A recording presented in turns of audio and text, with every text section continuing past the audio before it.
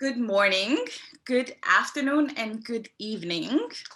It's such a pleasure that so many of you are joining from so many different countries in the world. My name is Rika Adna. I'm the head of sales at World Data Lab. And today I have the honor to guide us through this great webinar. The topic for today, as you know, post-COVID consumer class, what are the big trends? What are the big shifts?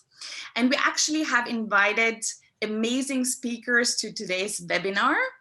So on the one hand, we'll have with us Dr. Homi Kharas. He's a senior economic advisor to World Data Lab. And we'll have with us one of our partners, McKinsey Global Institute, Dr. Jaana Remes and Sydney Bubb. And before I actually jump into the presentations and really have the honor to hand over to our great speakers, I would like to just spend a minute on explaining World Data Lab and kind of framing the webinar today. So World Data Lab, for the ones who don't know us yet or haven't interacted with us yet, is a data analytics company. And we have a great vision. Our vision is to make everyone count. And we do that by really democratizing data, by making it accessible for everybody, everywhere. And as you can see, our data is very granular. So we are in all regions. We are in almost all countries, and we can really break it down on the one hand on demographic specifications and on spending specifications, and we can look into the future. So I can tell you right now, in 2025, how much, let's say, millennials in India will spend. Now, if we move to the next slide, just so you get a better picture and can imagine a bit better, we put all that data into a power machine that is called Market Pro. And as you can see, it's very, very simple and easy to use. So you can really just pop in the year that you're interested in, because select the country and the countries that you're interested in, and then break it down into the parameters I've mentioned before, let's say spending power, demographics, etc., and really understand your addressable target market a bit better. Now, the reason I'm telling you all this is because the next presentation that I've already teased a bit by Dr. Homi Kharas is based on this data that we've put into this tool. And that brings me to the special honor to already present to you the first speaker of today. His name is Dr. Homi Kharas. He's a senior fellow at the Global Economy and Development Program at the Brookings Institute. And as mentioned before, we have the great honor to have him as a senior economic advisor at the World Data Lab. Dr. Homi Kharas has spent many years also at the World Bank, especially responsible for the East Asia and Pacific region. That's why he has great knowledge that you will see also today when it comes to that region. So Dr. Homi Kharas, it's now my pleasure to hand it over to you. I will now stop sharing my screen and take it away. Thank you. Thank you so much, Rika. Let me just, so I'm just going to give a very big macro picture of what we see is happening to consumption across the world. And I wanted to start with actually a broad time sweep, because of course, I mean, we've all been focused so much on the impact of COVID-19. But when you look at it in a large historical sweep, what you see is that the change around 2020 is significant. It shows up in the data, but it is not that significant in terms of substantially altering any of the large global trends, which in essence have been to reduce over time the number of people who we call poor and vulnerable. This big increase in the middle class that you see is happening more or less since 2005, and the continued expansion of the upper class in the world. And so, you know, we have to think about COVID as being a short-term interruption of that big trend. And when we look, you know, we've focusing much more on the middle and upper class when we are thinking about what's going to happen to global consumption. because that's where the real spending power in the world is. And you can see now that we're talking about somewhere just shy of 4 billion people, something like 3.8 billion people, half of the world, who are already in the middle or upper class. And most of those people are concentrated in emerging economies. Now, COVID-19 did actually create the worst recession in history, certainly in our living memories. And you can see across the board, uh, there are negative numbers. In fact, the IMF estimates that in 2020, 166 countries entered into recession at the same time. I mean, that's really something which is quite unique, heavily concentrated in Europe and Latin America as the two regions that were worst affected. But global growth as a whole was down by about 3.3%. And you have to remember that usually global growth is a positive 3 to 4%. So that's a fairly substantial delta, a delta of 6 to 7 percentage points, which is really quite large. Thankfully, in 2021, the IMF sees a bit of a rebound.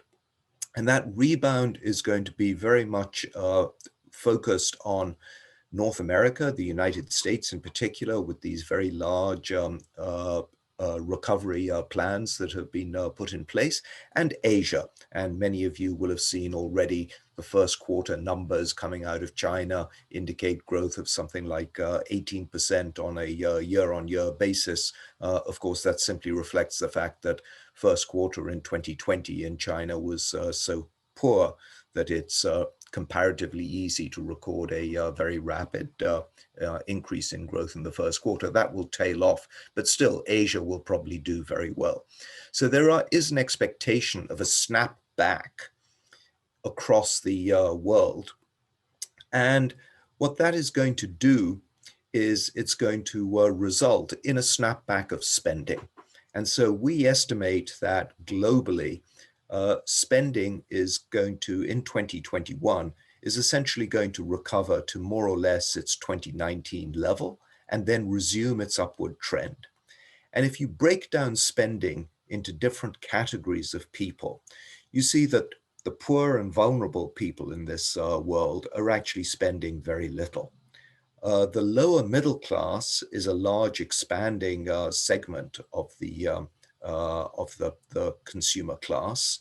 The upper middle class is also quite significant in terms of what they spend. And the rich, we know individually they spend huge amounts, but taken as an aggregate, their share is also starting to rise. And what we see is that the recovery is really going to be driven by what's happening in emerging economies. And in emerging economies, that's where the lower middle class is really concentrated. You see in this chart on the left-hand side that from now on, as we move forward in time, the upper middle class segment of emerging economies is going to grow very rapidly, and some of the rich, whereas in advanced countries, the lower middle class segment and the upper middle class segment is more or less flat from now on, going through 2030, while hopefully in many places, especially in North America, the amount of spending being done by the rich continues to grow. So much of this, all of you know, is really happening in Asia, but already in 2021, you can see that of the, more or less $40 trillion or so that is being spent in emerging markets, something like 2/3 of that is in Asia. So the emerging market middle class story is really a story of Asia. And increasingly, it's going to be a story about what is happening to seniors and spending by seniors. And here we just show you what's likely to take place in spending patterns by different age groups. And this is the combination of what's happening to demographic trends and what's happening to income levels in the places where these people live. And what you see is that the real, from a change perspective, from a growth rate perspective, it's going to be seniors where the fastest growth in spending is going to happen, even though in absolute terms you still see mature adults, the 45 to 65 year olds, as having the largest levels of spending in both 2021 and projected forward to 2030. So that, I think, gives you a little bit of this big picture sense. The global middle class, I think, did take a hit in 2020, but is now starting to recover, and we expect it to continue to return to its pre-COVID trend. By the end of this year, we estimate that global consumer spending will basically have recovered to its 2019 levels. It might be a little bit higher. And in the coming years, we see this pattern of global consumption steadily moving back towards Asia. So that's a little bit of a summary, and now I'd like to hand the floor over to our partners at the McKinsey Global Institute to talk about their much more detailed and refined analysis. Back to you, Rekha. Thank you so much, Homi. Thank you for giving us this big picture analysis first, and really, where are we going? What are the trends that are coming in the next years? Also, I would like to, we already have a lot of people watching and attending this webinar. So I would just like to point out that after the next presentation, we'll actually have the time and opportunity to go into Q&A. So please feel free to ask all your questions in the chat or in the question box, and we'll try to address them all. So we're not going to do a Q&A right away with Homi in this second, but we'll do it together afterwards, after the second presentation. Thank you. So as said, we're super excited to also have one of our partners join this webinar today, the McKinsey Global Institute, and we have two amazing people, two amazing speakers with us today. On the one hand, Dr. Jaana Remes. She's an economist and a partner at the McKinsey Global Institute. And as you can see from her very impressive bio, she has great knowledge on the topics, especially of the economic power of cities, identifying global consumer groups, and how they're shaping global demand. And that's going to be quite interesting as we're going to move into the presentation in a second. And her colleague, Sydney Bubb, she's Senior Business Fellow at the McKinsey Global Institute, who has been also part of the team that has been writing up the Consumer Demand Recovery Report. So with this, we'll stop sharing our screen right now and hand the floor over to Jaana and Sydney. Thank you. Thank you very much, Rekha, for the kind introduction. And thank you so much, World Data Lab, for inviting us to join the conversations. I think it's a fascinating time to be thinking about global consumption and consumer spending. And given the context that Homi provided of the long-term trends, which are, I think we are very aligned on that big picture, what I would like to do with Sydney over the next 15-20 minutes is to give you a snapshot of 2020, the crisis, how it was different from the past, and how it's likely to evolve in the next 2 to 3 years. So a real detailed look at the current moment and the consumption recovery. And when we think about the recovery, we are thinking about it kind of in 3 ways. Homi already mentioned the fact that China has a quick downturn, and the epidemiological reaction was so quick that they have actually recovered quickly, as have some other Asian countries. So that is, we are no longer looking at that as much. We have US and Western Europe that have had a long duration. They were early entrants to the pandemic, and we are right now starting to get out of it with the vaccines. That's where we are going to focus our efforts, because that's where we have enough information to now start looking at the impact of a year-long downturn. And then what we won't talk about is as much as the emerging markets, where Homi looked at the long-term trends. But these are the countries where the pandemic is still, unfortunately, making its way through, and we have much more uncertainty about the speed of the exit from the health concerns, which will be predominant everywhere. Until we deal with the pandemic, the economic concerns will be, it will be harder to predict what will happen. So with that, as I said, we are going to be looking at the United States, 3 countries in Western and 3 countries in Western Europe, US, UK, France, and Germany. And what we did is that we looked at basically overall demand as well as some of the changes we saw in the consumer markets underneath. So if we go into the next page, we have a short summary of the main findings of the work. First, it is pretty clear that this is a crisis we have not seen before, as Homi said.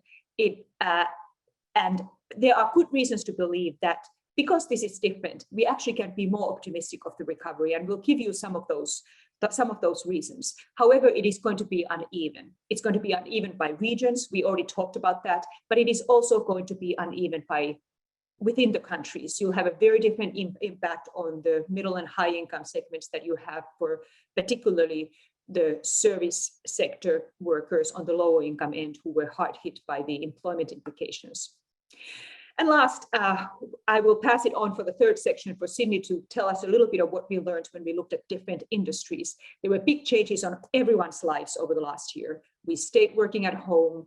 We had to do more things on the internet digitally than we did. The big question, of course, for many consumer companies is what of those behaviors are going to stick? How is the consumer behavior going to be different? And Sydney is going to give us some a quick snapshot of what our work has done. What we learned there from our work. And as a context, all of this is publicly available information in our published report, so feel free to ask for more if you are interested. But let's start about the big picture of the crisis. This was a very different crisis than we have ever seen before. It was, in the next page we see, it was deeper, faster, and it was service-based. So for example, in France, you saw 17% drop in overall consumption compared to only 1 percentage point drop in the global financial crisis of 2009. That range is somewhere between 10 and 25% in all of these other countries, very large drop. It also happened very quickly in 1 or 2 quarters instead of over 2 years.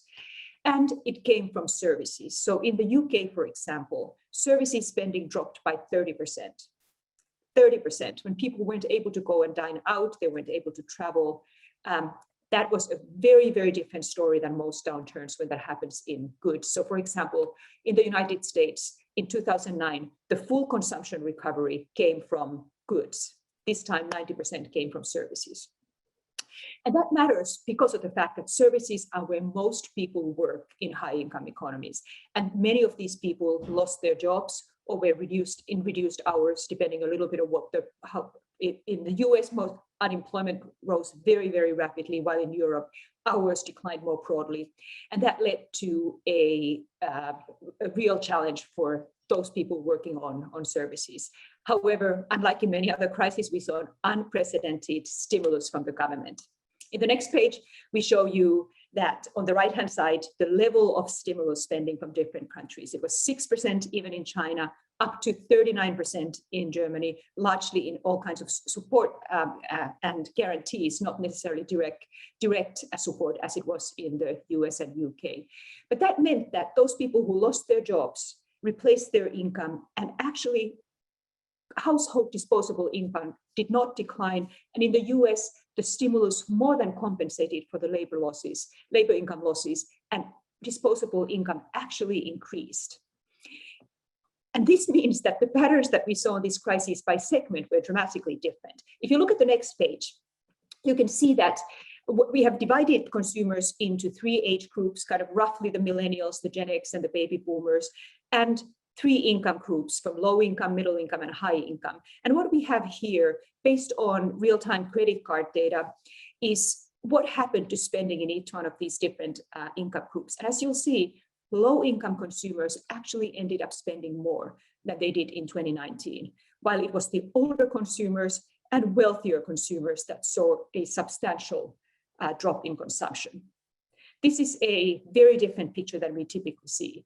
And interestingly, when you saw high-income folks, many of them maintained their income. Those who were able to work from home, they basically had the same income they had had before, but their consumption dramatically dropped, and the difference translated into savings. The next page, we show you the savings implications of this crisis. We saw a dramatic increase in household savings. In the US and the UK, households overall more than doubled their savings from 2019 to 2020. there is $1.6 trillion more in savings in US households than there would have been if we would have assumed the savings patterns to follow up on the path in 2019. In Western Europe, even in Germany, where typically you have already a higher savings starting point, savings increased by 50%. And across Europe, we have 400 billion of more savings. And these are all the factors that help explain why there are reasons for being optimistic, particularly for the middle and high income folks. We expect them to be coming back with almost like a roaring 20s with pent-up demand, etc. And in the next page, we show our estimates or forecast of the near-term recovery. So here, what we have is we have two different scenarios. A1 is the slightly less, I would say the base case, and A3 is a slightly more optimistic view, and we show both the real and the nominal consumption forecasts. And as you'll see, across these four countries, there are, we think the consumption is going to recover to pre-pandemic level is somewhere in the 2021 timeframe, with a little more uncertainty on the case of the UK, where the consumption drop was so much more significant than it has been in some of those other countries. So I know our audience is probably global. Our focus has been very much on these countries where we can actually get some analytics and we can get data like detailed data across the board. But I want to give you a quick snapshot of what we are hearing consumers say, because we have been surveying them every 6 weeks across the globe. So in the next page, we actually show you not economic data, but these are survey data of consumers and how optimistic they are of the recovery. And let me first start by the countries that we are looking at. US, you can see, is on the more optimistic side. The blue is the optimistic share of the consumers.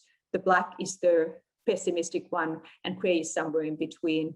You see UK, Germany, and France be slightly less optimistic overall, while the most optimistic countries are actually India, China, and Mexico. There are some of the emerging markets. I think there is still some underlying optimism and growth. And the least optimistic ones are the ones in Japan and the Mediterranean Europe. So that just to give you a sense, it is, I think there is, consumers do have a sense of where they see their own prospects for. So that's just a snapshot. And I think, as we said, we are going to be watching very closely on what's happening on the emerging markets because of the fact that we don't know as much of that yet.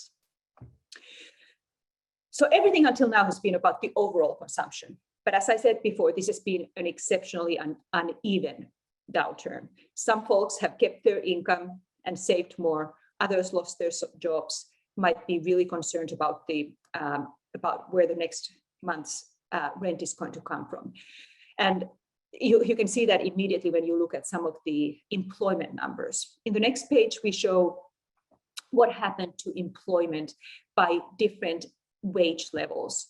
And it is quite clear that it was the low wage workers, particularly in services, that were hardest hit. And those jobs have always also been the slowest ones to recover. Basically, amongst the high wage occupations, the drop was very small, and it has already pretty much recovered to where it started from already 6 months ago that had happened. The concern for us is that, of course, the pandemic dramatically changed how companies were working. They went digital, they started selling online, they found ways to automate the operations so that they could reduce the interactions between workers and between themselves and their customers. And we expect that will slow down both the speed at which some of the lost jobs will come back in services, and many of those may not look exactly the same way. So there is a real concern on when and how the low wage jobs might be coming back. And that is the reason why we think it's going to be a very uneven recovery, especially shown in the United States. And on the next page, we show kind of the pattern, again, going back to the 9 segments by age and by income. And what you'll see here, let me start from the right-hand side, which is the United States picture. We expect to have real roaring 20s for the high income folks. They have lots of savings, they have lots of pent-up demand, and many of them can't wait to get back to not just dining out, but also traveling. However, the low income segment, when we are looking to kind of 2 or 3 years down the line, especially when the stimulus funding ends, which has been supporting their consumption, there's much more uncertainty. So the color code reflects the fact that based on whatever your base scenario is, we expect the high income blue segments to recover faster than average, while the gray and particularly the dark gray recovering slower. You see less of a pattern like that across the different countries, particularly in Germany. The impact is likely to be somewhat more favorable to the high income folks, but more even. A lot of the stimulus support was actually for maintaining employment, not necessarily direct support to households. So the impact has been more evenly distributed. But across the board, we see the same pattern roughly across the different countries, but to different degrees. Older consumers, on the other hand, are the ones who I was expecting personally for them to be more pessimistic because of the health concerns that have been hard hit for them. But right now, they are very keen to get back. So we actually expect their consumption to bounce back. So that's the big picture. Optimistic overall, but very uneven. So let's talk a little bit about what kind of behaviors we might expect in of the pandemic to stick. So let me pass that on to you, Sydney. Thanks, Jaana. As a part of our report, we looked at 6 cases with the goal of understanding how COVID-19 changed consumers' behaviors. And of those behaviors that changed, what will persist and what might bounce back. And what we found is essentially 3 main patterns. The first was this group of accelerations. So what we saw is a massive increase in the use of e-grocery and virtual health. Another pattern was interruptions, such as the ones that we've seen in live entertainment, education, leisure air travel, etc. And then the third was this group of reversals. And what we've seen over time is a shift from consumers spending more time and money outside of the home. And COVID was a big reversal of that trend where consumers moved a lot of their spending and time back to the home. So then this leaves us with this question of what's going to happen after the pandemic subsides. What we found is actually really interesting. So we applied a stickiness test as a part of our report that looked at a variety of different factors. So consumer factors, industry factors, and government factors. And what we found is that a lot of these digital accelerations, so things like virtual healthcare and increased use to e-grocery, those we think will stick longer term. Other things, particularly interruptions to education and air travel, we expect to bounce back. But it's really interesting to look at this at a case-specific level because the drivers of each of them are quite unique. So when we think about e-grocery, for instance, e-grocery long-term will stick, but the size and the speed of the growth will depend a lot on how industry behaves. So what consumers need in e-grocery varies by income level, but it also varies by geography, and the responsiveness of industry there will play a major role in what adoption looks like. In virtual healthcare, we have an interesting situation. So what we saw in the pandemic is this massive acceleration of virtual healthcare use. We expect in the near term for virtual health use to decrease from these peak COVID levels because consumers are becoming more comfortable going back to physicians' offices, physicians are reopening offices, but longer term, with the support of government regulation, we expect that virtual healthcare will stabilize at a higher level and continue growing. Then there's this other group of cases that are very impacted by industry structure, for example. So if we look at live entertainment, we saw live entertainment massively interrupted, venues were closed, and there wasn't a ton of government support for this industry. And that has an implication on consumers' choice set post-pandemic. So what we're looking at in live entertainment is the ability of various subsectors to essentially weather the pandemic. And on top of that, the ability of them to weather innovations. So we've seen a lot of digital disruption in this space with box office movies moving to the home, and that's an interesting one to think about, the industry structure. Similarly, in air travel and leisure air travel, historically, business routes have helped subsidize leisure travel routes. And as we move into an economy with greater work from home and the greater ability of businesses to substitute some in-person interactions with digital interactions, there are very interesting implications for consumers' route choices as airlines rethink what it means to operate in this post-pandemic environment. So in all, a lot of interesting insights across these cases. That being said, it's important for us to acknowledge that consumers are not a monolith, and it is important to look at these things at a subsector specific level with some nuanced segmentation. With that, we would love to leave you with 3 takeaways. The first, as Jaana talked about earlier, we expect the recovery to be an uneven one and to be a segmented one. In the US in particular, as well as in Western Europe, what we expect is that as restrictions subside, higher income consumers will return to spending in the economy. But when you look at lower income consumers, what's really important in the near term is the size and timing of government stimulus. And then in the medium to longer term is the jobs recovery. So that's something to watch there. The second piece is that we studied 6 cases as a part of our report, but there are undoubtedly many, many more behavioral changes that consumers have experienced during the pandemic. So using this approach of applying a holistic framework that includes consumers, the industry approach, and government is really important in understanding behaviors and can be applied quite broadly. And then finally, as with any crisis, COVID-19 spurred many innovations, from everything to online fitness classes and online art exhibits to fundamentally changing the way businesses operated overnight. And I think here, what we expect post-pandemic is that innovation will be the constant, and it's important for both businesses and governments to really keep a keen eye on changes that are occurring in the industry as we think about what things might look like going forward.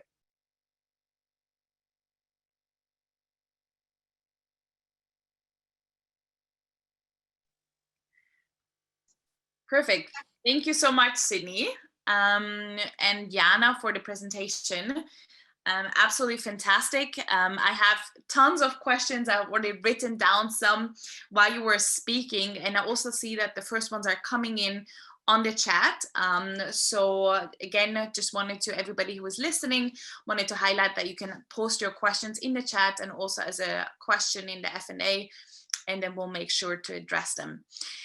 I would like to start off, just to kick it off, with you, Jaana, and Sydney, if that's okay with you, because there are so many insights that you have shared where I was like, oh, wow, I didn't think about it that way. Just as a broad introduction, for you, what was the most unexpected, I would say, trend or insight that you have gained with this report?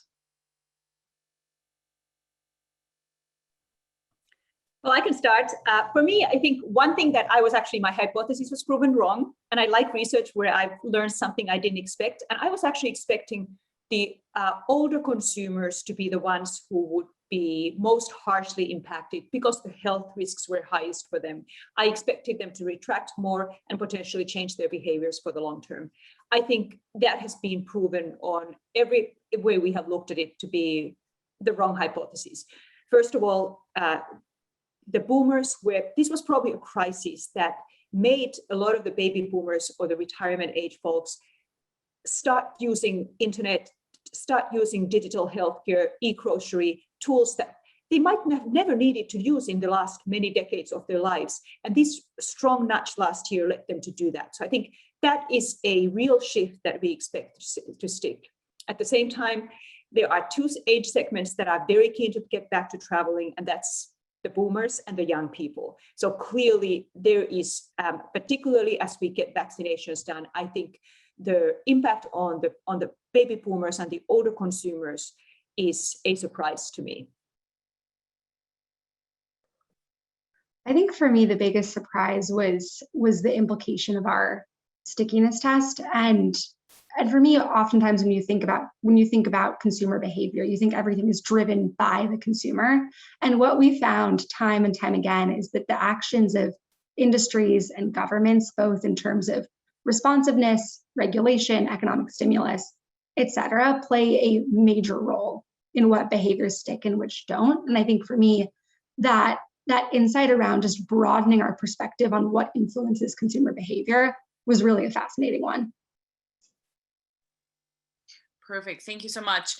And as I mentioned before, we're already questions coming in on the chat. So we'll now pick one up from the chat. And Homi, I would like to start with you. And then obviously this is a conversation. So please, Jaana, Sydney, feel free to always jump in, and that we can really, between the four of us, just really do it as a conversation.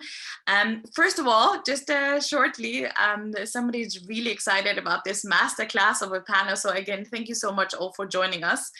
And Homi, I would like to pass it on to you. The first question, that we're talking about emerging economies leading the recovery. That was most also in your slides. And the question is it truly emerging economies, or are we talking about Asia? Yeah, especially India is a question. Is maybe India per se and Asia as such leading that, or is it truly emerging economies?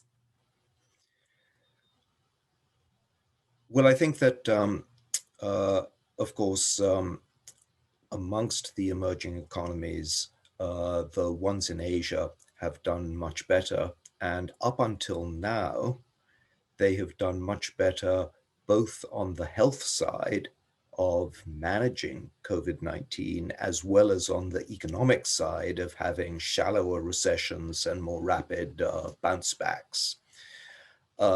I do have to say that this spike of cases that we see now in India, I think has taken everybody by surprise. I think it's taken the Indians by surprise. I think it's taken others by surprise. And we don't really understand what it is, why it's happened.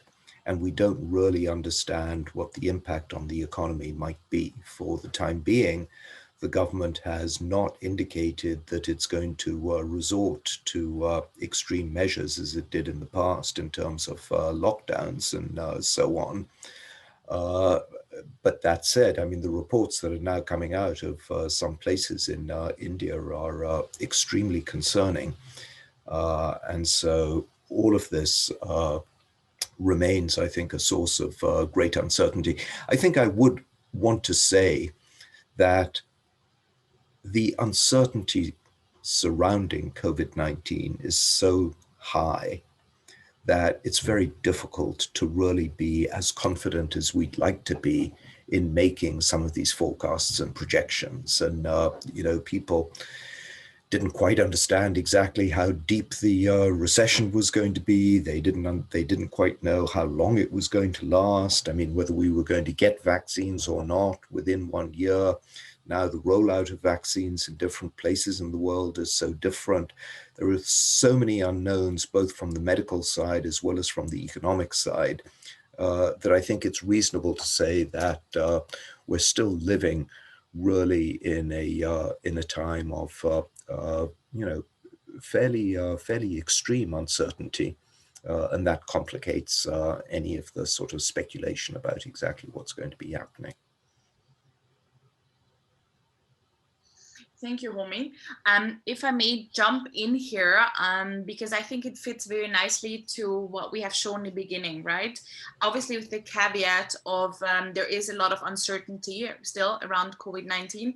We showed in the beginning this chart where we saw the consumer class and how it will develop over the next decade, especially, and the next 2 decades, actually, until 2040.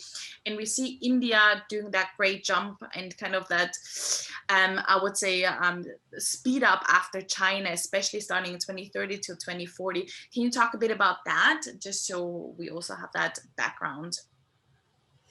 Well, I think one of the reasons why I wanted to give a little bit of historical perspective, where factors like demographics are so important in driving the economic outcomes, is just so that people place COVID-19 in that context of these very broad sweeps. And I would say that as yet, we've seen nothing to change the big trend of economic growth shifting towards Asia, of spending shifting towards higher income seniors as essentially as the world ages and many of these countries age. And of the pattern of the middle class in so many emerging economies, and we're not just talking about China and India, but we have to remember that across Asia, I mean, in Indonesia and Pakistan and Bangladesh and Vietnam and the Philippines, these are all countries with 100 million, 200 million people in them. So, you know, suddenly it adds up to quite big numbers. And that's really a force that is moving forward with some tremendous momentum behind them. And essentially what's happening is that all of these people are starting to become integrated into the global economy in a way that they never were before. And the digitization kind of boost that has happened with COVID-19 has served to accelerate the incorporation, the integration of many of these people into the global economy. Jaana, may I follow up with you here? Because I think it very nicely fits to that chart that you showed us, where you showed us of how optimistic the recovery will be, or how countries perceive the recovery to be optimistic, pessimistic, etc. And you showed that India is actually quite optimistic compared to the ones that you have very due diligently looked at, like UK, Germany, etc. What would you say? Why is that? What is that based on? Well, those are surveys that we do every 6 weeks, and that was the data for that one was actually from early March. So it has already, I think that was prior to the latest spike. So I think that's something to take as a caveat. That said, to the broader question of the emerging economies, I think we are living at a time when uncertainty is unprecedented, as Homi said, and we tend to think of it in two ways. We have uncertainty about the lives, how the pandemic is going to lay out, how the vaccines are going to go out, what is going to happen with the different strains. And I think that uncertainty is the most important one right now. I think that is going to be underlying everything. On the other hand, we have, in addition to the lives, we have the livelihoods. There is the economic response. What is the government doing about supporting some of the folks who have facing some real economic hardship? Because while we talk in developed economies, it was the service sector, employment. In emerging economies, it's a lot of the self-employed who no longer have the opportunity to do the in-person transactions that they are used to doing. And the support hasn't necessarily been there. So I think the uncertainty on both fronts is so high that given our methodology, the way we do our work, which is we like to start with the long-term trends where we have good data, we add to that the real-time data from any sources we have from the industry. For the consumers in particular, it comes from credit, debit cards, bank accounts, etc. What are we seeing on the ground? We unfortunately don't have that kind of granularity to look at some of the emerging economies. And for that reason, we're actually waiting. We are hoping we can learn a little bit more.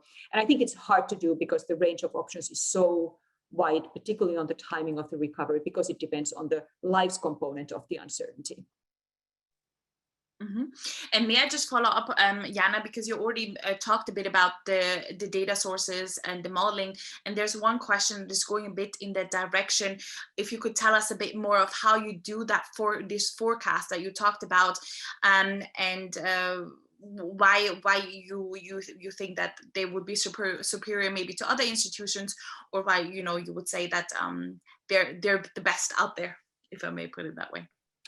Well, I mean the beauty is on the eye of the beholder, and of course we try to do our best. So that's all I can say. I can't really say whether they are better or worse, but I can tell you how we think about it. And I think for us, very consistent with how Homi was describing us, and as I know you do at World Data Lab, is the long-term trends, the demographics, the fundamental economic size of the different segments. That is the starting point. So we have, the way we think about it is that we understand very much in detail the 9 different segments. And that for us is actually pretty important for this crisis, because there are so many differences between the young folks versus the working age who were directly impacted versus the older consumers. So we basically do an understanding of the trajectories of each one of the segments, both demographics as well as their income component.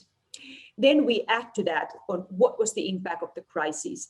And to answer the question about the forecasts, what we do is that we actually take Oxford Economics macroeconomic models, which basically we collaborate very closely with them to customize it to our own insights that we get. McKinsey is a global consulting firm, so we work with industries across the globe and in very large share of global countries.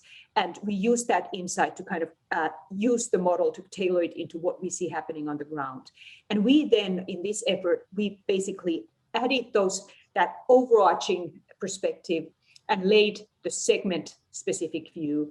And that's how we came into our conclusion. So it was kind of it was our best effort to basically turn around all the stones, dig into wherever we could get data to get what we think is the range of options that we are likely to see. And I think at this stage, it's less about us being right. We know probably somebody's going to be potentially lucky in terms of their forecast being right, but we don't claim we know we have the crystal ball and can see where it is. But I think what we can tell you is what the range is and what are the critical factors to watch as we look at the recovery, because it will impact different segments in different ways and different industries and different categories differently.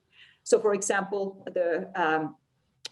for me, one of the really long-term, now looking at, again, a very long-term story, is to look at the young adult cohort, the millennials who came to age during the 2009 Great Recession, and who now have been hit on this one again. And in many cases, if you take the high income segment of these folks, it may be that it took them a while to find the right job because of the Great Recession.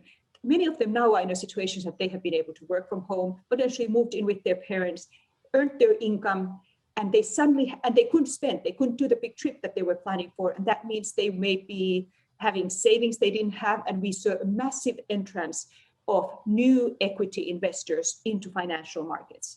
Maybe this is going to be the cohort that's going to be a bigger saver than we have seen some of the previous cohorts be. We have seen cohorts' effects on saving and consumption behavior be a factor. We also saw a number of the middle-aged cohorts, for example, invest in their homes, whether it was buying a new and larger home in the suburbs, whether it was second homes or whether it was extensions in their existing ones. Mortgage originations for the high credit worth individuals are spiked to an all-time high in the US. So just looking at some of these segments, we'll be watching how that is going to influence the recovery going forward. So a long answer, we don't claim that there is, it depends a little bit on what your question asks and what the answer is. We are really interested in not just the overall size and the speed of the recovery, but the shape of it as well, what's happening underneath. For whom it's going to be the roaring 20s, and for whom it might be rougher because the services jobs recovery may be slower. If I can just jump in on that, Rekha, and underline Jaana's last point. What's really important, and I think what both of us try to do, is actually make projections and forecasts at a very granular level. It's not so much the question of, is GDP going to recover by 6% or 6.2% or something like that. There are plenty of people who do that. What I think the thing that differentiates us is the ability to then break that down and say, of the people who get income from that GDP, how are they being affected by these different things? And that's why, our motto is make everyone count. We're really interested in what's happening to individual people, and that's by their age, by do they live in rural areas or in urban areas. We try to go down to the subnational level because you get very different outlooks depending on where you are. And in one of the slides, Jaana said, look, even within the United States, the pattern is very uneven, depending on, if you're here or if you're there. So it's really trying to understand those differences and being much more granular and breaking down these aggregate forecasts into their granular components in a consistent way, which is where I would say we try to add value to the conversation. Perfect, Homi. Thank you so much. Thank you, Jaana. I would actually like to follow up with a question I think that fits very nicely here. And maybe, Homi, we start with you. And then please, Jaana, feel free to also jump in. And the question is around exactly the shape of the recovery, and that you both touched upon. And the question is if there is a visible correlation between increased government spending during the pandemic and the capability to keep the growth of the consumer class ongoing, or to keep it running. Oh, no question. To me, one of the really interesting slides and something that I would not have predicted is that actual consumption in the United States, for example, is higher despite the pandemic than without it. And that is absolutely a consequence of the stimulus packages that have been put in place in the United States. And as Jaana said, these stimulus packages differ quite significantly from country to country. So in some places, there's more emphasis on get the money to people and people will spend it. So they're what I would call a demand recovery package. In other places, it's give the money to firms and try to make sure that firms don't go out of business. It's more, let's keep the supply of the economy in reasonable shape. And then you have the sort of the big differentiation across the world is between advanced economies who on average have spent 28 percentage points of GDP on support. Emerging markets have managed to spend maybe 7 percentage points of GDP on support, so 1/4, and low-income countries have only spent 1 or 2% on support, so almost nothing. So the ability, what we call the sort of the fiscal space for countries to respond and protect their economies has really varied very dramatically from country to country. And we see that combined, obviously, with the structure of their economies. I mean, some places which are, say, tourist dominated, a country like Belize in Central America will have seen their economies fall by over 20% in a single year, and with the government being really quite unable to do all that much to respond and help because they simply don't have the money or the international support to help them do that. So we see big differences across the world in fiscal space, and that translates into big differences in how people living in those different countries are impacted by the crisis. Yeah, absolutely. And just adding on here, and we saw very similar things in our research. We basically similarly found two kind of archetypes of government support. And the first is this US model that I think, Homi, as you mentioned, is very much demand support. And in the US, we saw big government stimulus. And as we think about what this means going forward, what really matters as we look at lower income segments is the size and the timing of additional support for those consumers, because the US, relative to a country like Germany, was less focused on job support, so to speak, and more on just putting money in pockets. When you look at the approach in Western Europe, it's a little bit different, and we can talk through some of the dynamics there. But in Germany, you saw support on the firm front to maintain employment. And while we saw a loss in hours, we didn't really see the same loss in jobs as we did in the US. And what that means for the recovery is when you look at the German economy and some of these Western European models, there's this question of how do we get an hours recovery that continues to support income? Whereas in the US, the question is income's been supported in the near term, but how do we begin to build a sustainable jobs recovery?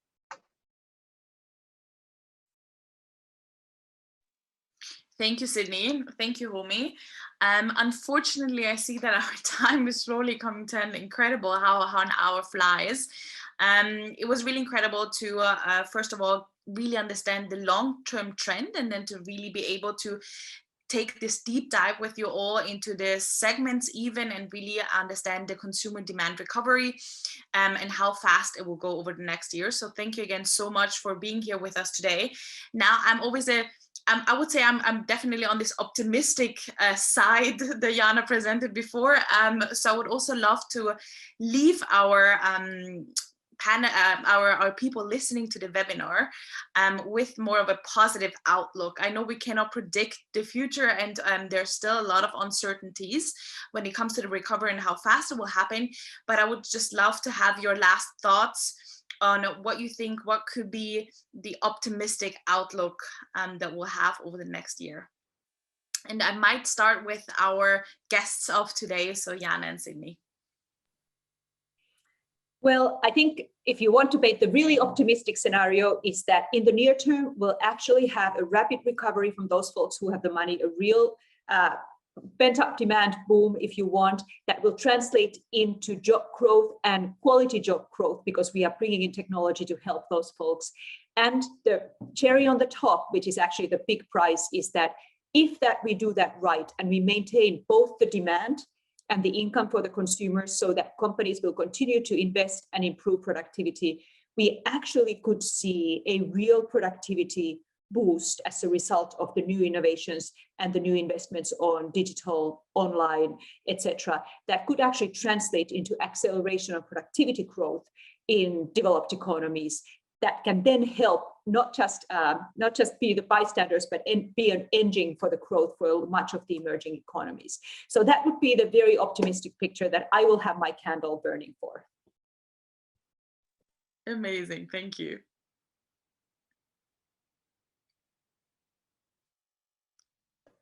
I'd add on that there's also some optimism at the micro level. So if we look at all the innovations that COVID-19 has spurred, there are so many opportunities both for businesses and consumers as we look forward to take advantage of, so many people are saying we've seen 10 years of digitization in 10 months, and that really does change the shape of the next decade and what's available. So I see a lot of optimism there at the micro innovation space. Thank you, perfect. And Homi, your closing words of optimism? Again, it's technology, and economists for a long time have been complaining. I don't see the way in which all of this new technology is showing up in productivity figures at the macroeconomic level. There's Robert Gordon from Northwestern, who has essentially said everything useful that could be invented has already been invented. And, now all we have are, toys.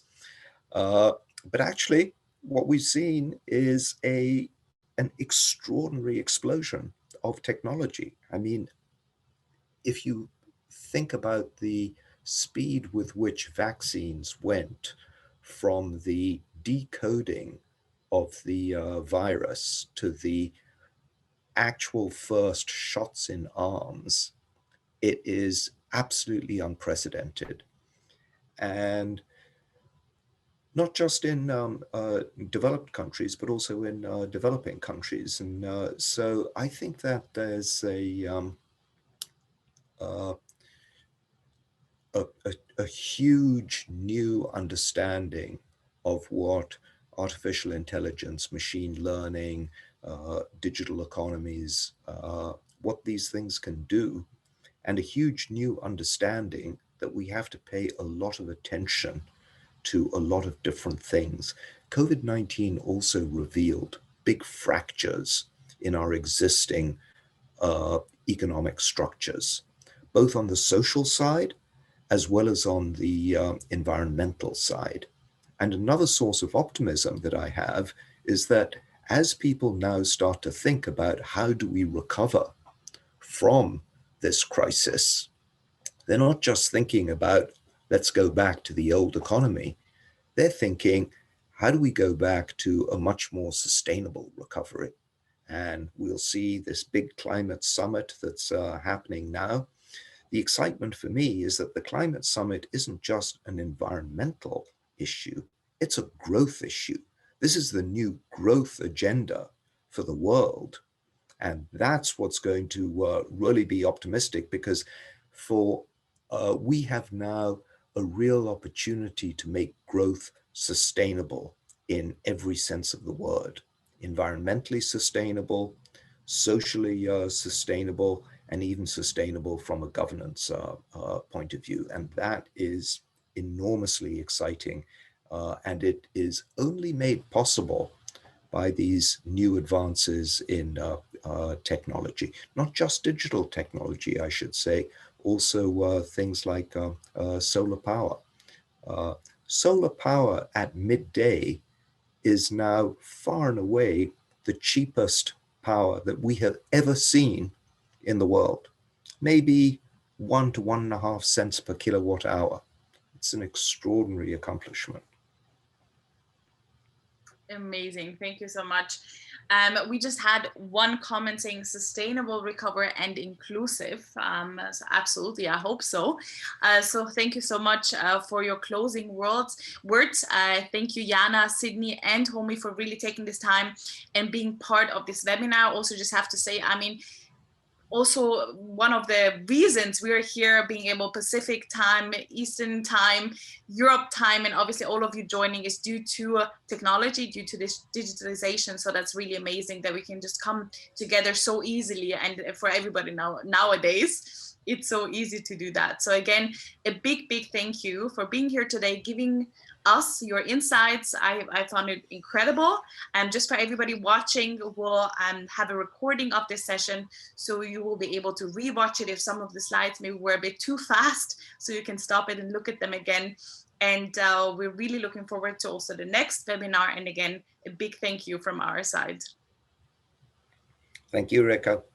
Thank you, Rekha, and thank you for all of you who joined. Thank you. Thank you. See you soon.